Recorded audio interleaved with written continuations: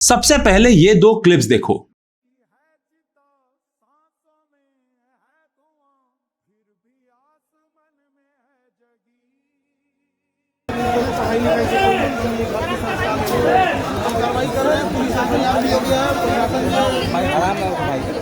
अब इन दो क्लिप्स के बाद ये वाली दो क्लिप्स देखो। हमसे उस विकट परिस्थिति में भी क्वेश्चन पे क्रॉस क्वेश्चन, हर क्वेश्चन पे क्रॉस क्वेश्चन, हम उस समय उस मानसिक स्थिति में भी नहीं थे कि सही से जवाब दे सके। देखिए, ये सत्यम है और इनके पिताजी हैं और बिहार के नवादा से हैं।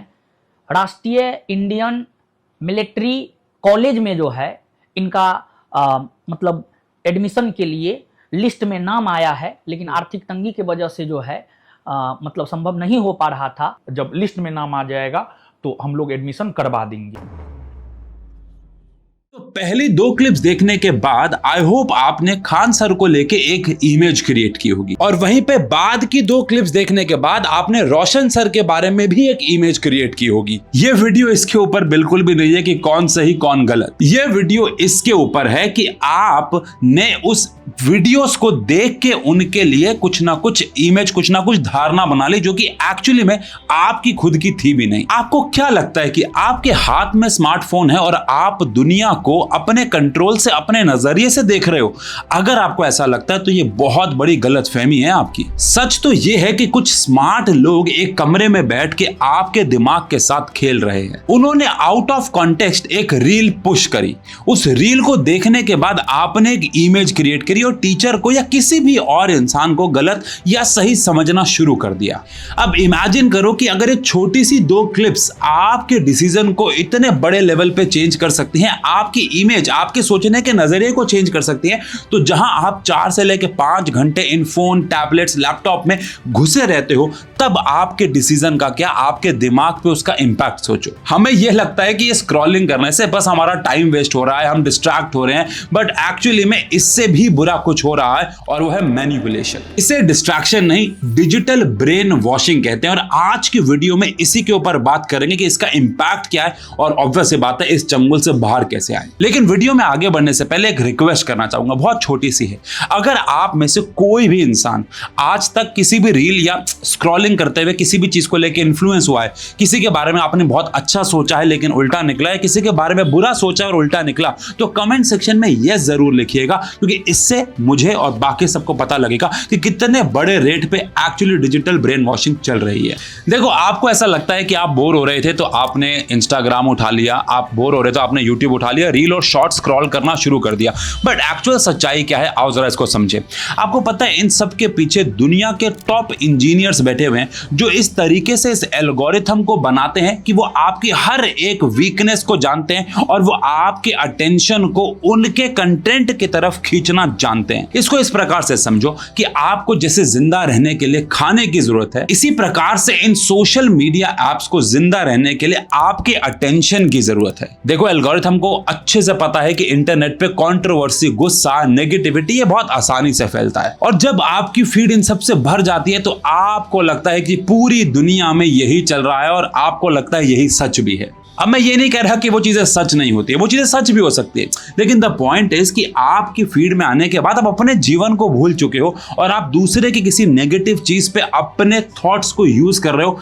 एक्चुअली में आपका दिमाग हाईजैक हो जाता है। अब आप कहोगे कि सर मेरी लाइफ में सब कुछ ठीक चल रहा है, पढ़ाई भी ठीक चल रही है, तो मेरा इसके ऊपर असर क्या हो रहा है? देखो, मैं आपको यहाँ पे 3 सिम्टम्स बताऊंगा, लेकिन अकेले में अगर बैठ के वीडियो देख रहे हो तो अपने आप से झूठ मत बोलना, एकदम सच बोलना कि क्या ये तीनों सिम्टम्स आपने अपने में फील किए हैं। सिम्टम 1 है डेथ ऑफ अटेंशन स्पैन। देखो, एक जमाना था जहां पे आप 45 मिनट, 1 घंटा, 1.5 घंटे के लेक्चर्स या फिर लॉन्ग टर्म पे 2-2 घंटे के स्टडी साइकिल्स चलाते थे और आप थकते नहीं थे, आपका अटेंशन स्पैन बहुत ज्यादा था। लेकिन आज की डेट में कि आपको ऐसा नहीं लगता कि 3 सेकंड में, बल्कि 2 सेकंड में आप जज कर लेते हो कि ये रील मुझे देखनी है कि नहीं, और आप स्वाइप कर देते हो। दिमाग को हर 15 सेकंड में डोपामिन चाहिए। पहली रील अच्छी लगती है, अलग डोपामिन निकलता है, दूसरी और अच्छी लगती है, अलग डोपामिन निकलता है, और ये शॉर्ट टर्म डोपामिन निकलने की आपको आदत हो गई, आपको शॉर्ट टर्म पे रिवॉर्ड मिलने लग चुका है। अब आप सोचो, अगर दिमाग को 15-15 सेकंड में मजा आ रहा है तो कैसे वो 45 मिनट लगातार फिजिक्स को पढ़ेगा। सिम्टम 2, मैं एनफ नहीं हूं वाली फीलिंग। देखो, जब आप इंटरनेट खोलते हो तो नेगेटिव सैड, ये कंटेंट तो आपको मिलता ही है, लेकिन साथ ही साथ एक ऐसा कंटेंट भी मिलता है जो आपको नीचा दिखाता है या आप खुद नीचा फील करते हो। एग्जांपल के तौर पे कोई दूसरी कंट्री घूम रहा है तो आपको लगता है कि मैं नहीं घूम पा रहा हूं, कोई महंगी गाड़ी ले रहा है तो आपको लगता है मैं नहीं कर पा रहा हूं, कोई अच्छे स्कूल में पढ़ रहा है, अच्छे कपड़े खरीद रहा है, अच्छे फोन खरीद रहा है, अच्छे गैजेट्स खरीद रहा है, तो आपको लगता है कि ये सब मेरे पास क्यों नहीं है। लेकिन इंटरनेट की एक सच्चाई मैं आपको ये बता दूं कि हर कोई इंक्लूडिंग मैं भी आपको सिर्फ अपनी अच्छी साइड ही दिखाते हैं, क्योंकि लोगों को वो अच्छी साइड ही देखना पसंद है, किसी को किसी की बुरी साइड। मैं अगर इंटरनेट पे आगे रोता रहूंगा, आप एक दो वीडियोस में मुझे शायद कमेंट करके दिलासा दे दोगे, लेकिन उसके बाद नहीं। तो यानी क्रिएटर को भी पता है कि आप उसकी सिर्फ अच्छी साइड ही देखना चाहते हो और आप मोटिवेट होना चाहते हो, लेकिन कहीं ना कहीं आप उस मोटिवेशन को ना देख के अगर कोई गाड़ी खरीद रहा है तो उससे मोटिवेट ना होकर आप अपने आप को नीचा दिखाना शुरू कर देते हो। और सच बताऊं तो इसमें एल्गोरिथम एक बहुत बड़ा रोल अदा करता है। कहीं ना कहीं आप इनसिक्योर थे नहीं, आपको इनसिक्योर फील करवाया गया, आपके अंदर ये इनसिक्योरिटी, ये फोमो वाली फीलिंग डाली गई कि आप कुछ तो मिस कर रहे हो। अब बात करते हैं सिम्टम 3 की, जो मुझे लगता है सबसे बुरा इंपैक्ट है इस एल्गोरिथम का। आंसर है आपकी खुद की सोच का खत्म होना।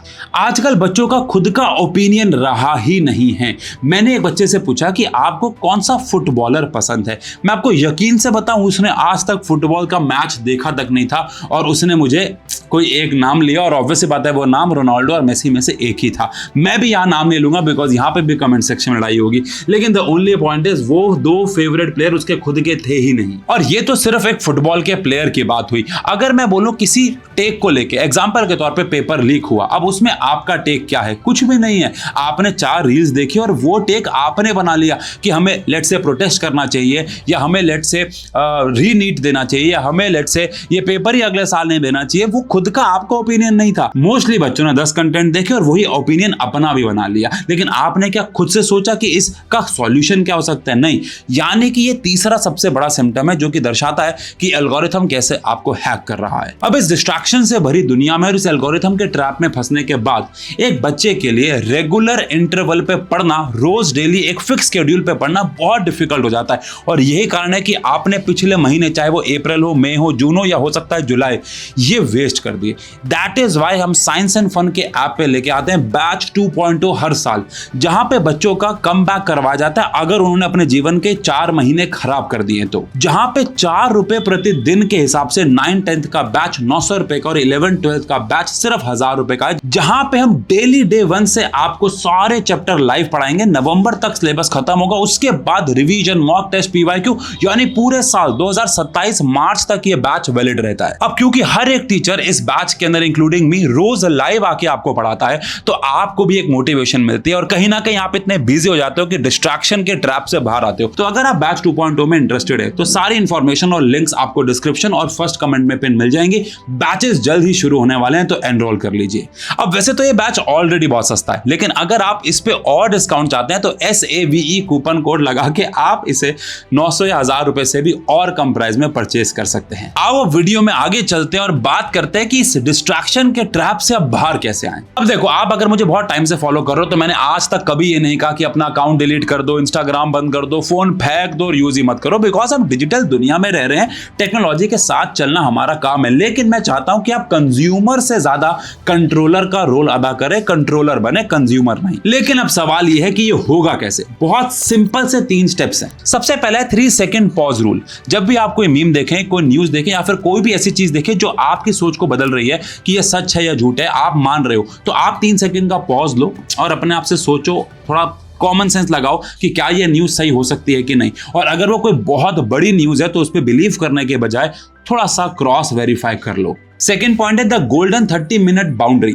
बहुत स्ट्रिक्टली फॉलो करना है इसको। सोने से 30 मिनट पहले और उठने के 30 मिनट बाद तक आपको कोई भी डिजिटल फॉर्म नहीं चलाना है। यानी आप अपना टैबलेट, अपना फोन, अपना लैपटॉप कुछ भी नहीं चलाओगे, स्क्रॉलिंग रोलिंग कुछ नहीं करोगे। अब आते हैं अपने वीडियो के लास्ट पार्ट पे, अनफॉलो द टॉक्सिसिटी। देखो, आपको आज से एक छटाई करनी होगी। आपकी बॉडी के अंदर एक प्रकार से टॉक्सिक भर गया है, धीरे धीरे साफ होगा, स्टेप बाय स्टेप। एक प्रकार से आप इसे डिजिटल क्लीनिंग कह सकते। देखो, सबसे पहली चीज, अगर कोई भी कंटेंट कंटेंट आपको गुस्सा फील करवा रहा है या नेगेटिव फील करवा रहा है, तो उस क्रिएटर को या फिर उस मीम पेज को या फिर कोई भी चीज है उसको आप अनफॉलो कर दो। फॉलो नहीं कर रखा तो फीड में आए तो नॉट इंटरेस्टेड कर दो। मेरी फीड में भी बहुत सारी नेगेटिव चीजें आती हैं और मैं कुछ को देख के इन्फ्लुएंस होता हूं, लेकिन जब मुझे लगता है कि ये तो बहुत हो रहा है तो मैं नॉट इंटरेस्टेड कर देता हूं। सेकेंड चीज जो मैंने फील की है, कोई भी अच्छा कंटेंट देखने के बाद कमेंट सेक्शन खोलने पे मैंने कितनी बार फील किया है कि मैं उस कंटेंट के बारे में बुरा सोचने लग जाता हूं। देखो लॉन्गर टर्म पे वैसे भी कोई फर्क नहीं पड़ रहा, बट आप पूरे दिन के लिए नेगेटिव ना हो जाओ, इसलिए ट्राई करो कि कमेंट सेक्शन को कम से कम खोला करो। बिकॉज इंस्टाग्राम का खासकर कमेंट सेक्शन मैंने देखा है बहुत ज्यादा टॉक्सिक है। एक अच्छे कंटेंट को भी आपको नेगेटिव फील करवा देता है, तो उससे भी बचने की कोशिश करो। और हो सके तो अच्छा कंटेंट मिले तो उस पर एक अच्छा कमेंट करके आया करो, उसे लाइक करो, ताकि एक अच्छे कंटेंट क्रिएटर का मोटिवेशन बढ़े और वो ऐसा और कंटेंट बनाए और अच्छे क्रिएटर्स को फॉलो करो जैसे कि मैं। तो इंटरनेट कोई बुरी चीज बिल्कुल भी नहीं है। ये वीडियो भी आप इंटरनेट के थ्रू ही देख रहे हो, लेकिन सवाल सिर्फ एक है कि उसका रिमोट कंट्रोल किसके हाथ में है। अगर रिमोट कंट्रोल आपके हाथ में है तो इंटरनेट आपको बहुत फायदा पहुंचा सकता है, लेकिन अगर इंटरनेट आपको कंट्रोल कर रहा है तो आप बहुत खतरे में आ सकते हैं। बाकी मिलते हैं ऐसी और वीडियोस में। आई होप आपको ये कंटेंट बहुत अच्छा लगा हो। और हाँ, बैच 2.0 में जल्दी एनरोल करना क्योंकि क्लासेस शुरू होने वाली हैं। दोबारा बता देता हूं, सारे के सारे लिंक आपको डिस्क्रिप्शन और फर्स्ट कमेंट में पिन मिल जाएंगे। बाकी मिलते हैं ऐसी और वीडियोस में, तब तक के लिए bye bye, love you, take care.